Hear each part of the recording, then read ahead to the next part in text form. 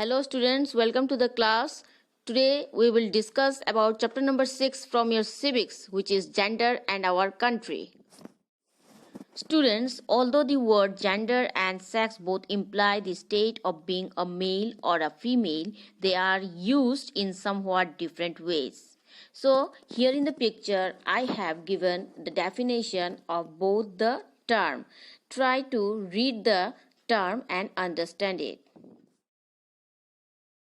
Students, in our country, a male is usually preferred over a female. Women are treated in an inferior manner at home and workplace. Here are some points we will discuss it in this chapter.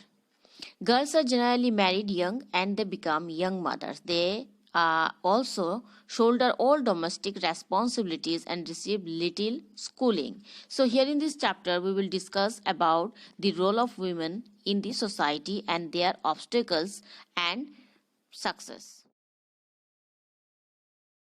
Students, observe at your home if the male and female members of your family share the household work.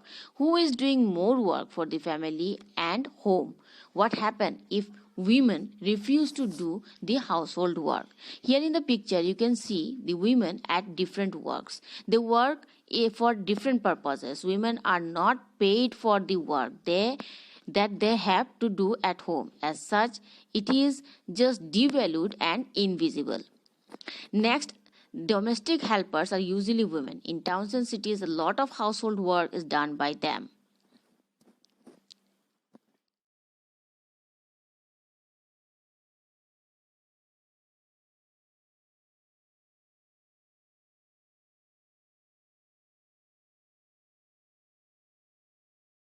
Next point is our stereotypes. Stereotype means a fixed idea or image that people have of a particular type of a person or thing, but which is often not true in reality. For example, in India, the role of girls is to manage their family and home, while the role of boys is to earn a living for their family.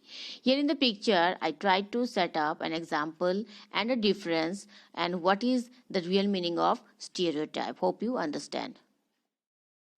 So our next point is women community and social labels. Most of the times we confer to the gender related social norms and roles that place women at a position inferior to that of men. For a long time, women did not have the same legal rights as men. In fact, in some Indian states, there still exist social and legal barriers, which exclude daughters and widows from inheriting land or property. Many examples have been set by many women in the world, and not only women but men too, that they broke these gender stereotypes in recent years. Here in the picture, there are some examples who broke these stereotypes and succeeded in life.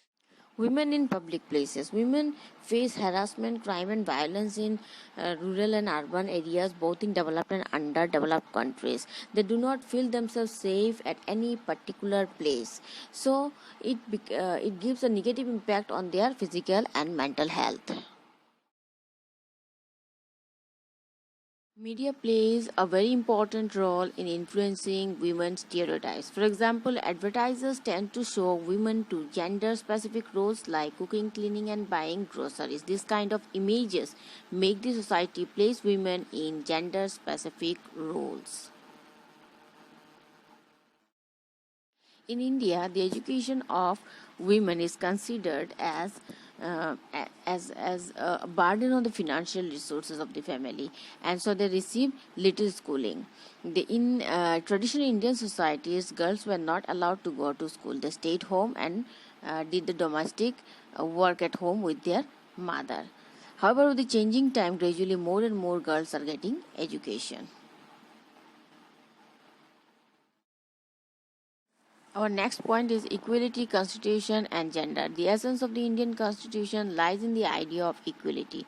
As a result, it becomes the responsibility of the government to create and ensure equality for women.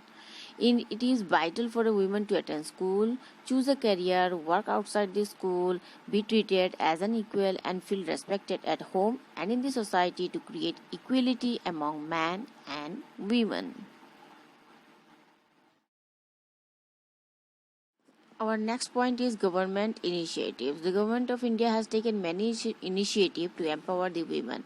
They have opened up Anganwadi centers in the villages across the countries, which safeguards the child and the mother. Then there is Article 42, which gives equality to women.